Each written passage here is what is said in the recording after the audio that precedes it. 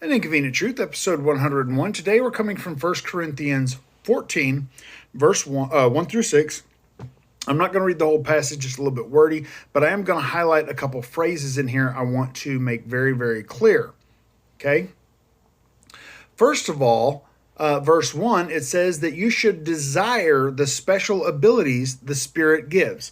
That is very important. You should desire the abilities the Spirit gives. Okay? Verse 2, it says if you have the ability to speak in tongues, people won't be able to understand you. Again, very important. Let's see here. The end of verse 2 says you'll be speaking by the Spirit, power of the Spirit, but it will all be mysterious. Let's see here. Verse 5, he says that prophecy is greater than tongues unless someone interprets. Okay?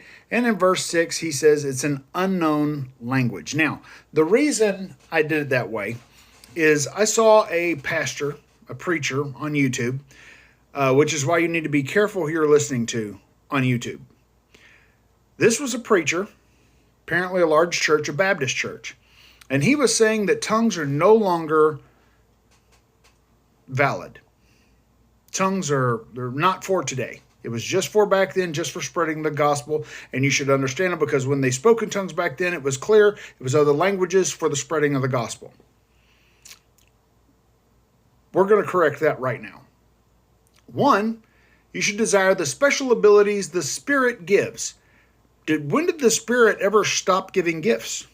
He didn't have anything to say about healing or faith or any of the other just list of gifts from the Spirit. Just this one.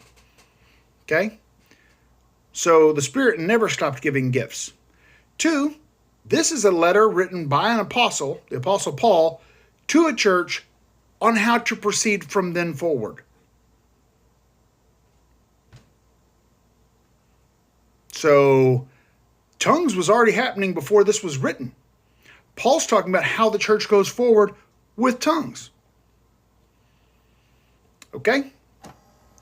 And it says it's an unknown language. It will be mysterious, which means this is not just for when people are speaking and other people are understanding that language. That is a type of tongue. That is not the only, because it says that there's different tongues. Okay? The Bible is very clear on this point. And here's my last point.